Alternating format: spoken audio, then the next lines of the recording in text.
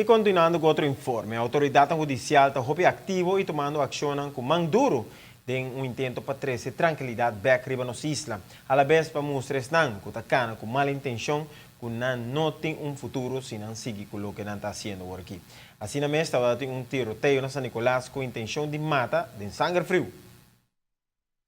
Crimen violento está seguindo lugar.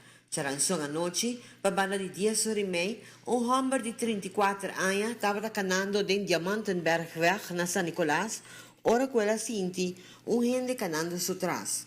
Ela mira a persona, pero não aquibra sua cabeça com ele, sino te ora que a persona a começa los tiro ribagé.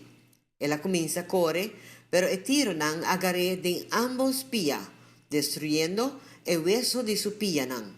Ora quella cai, a persona abin más cerca ya comienza los tiros de su lomba, perforando su hip, su columna vertebral y su pulmón.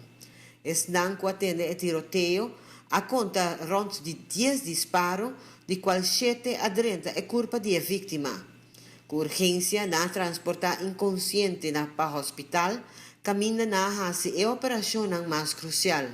Tem várias operações que ainda na Mr. Hasi riba e paciente, que é lam de su pecho baiabó. A herida na seu pulmão tinha paciente de estado hope delicado. 4 anos passar, seu irmão homem a falecer, também dor de tiro.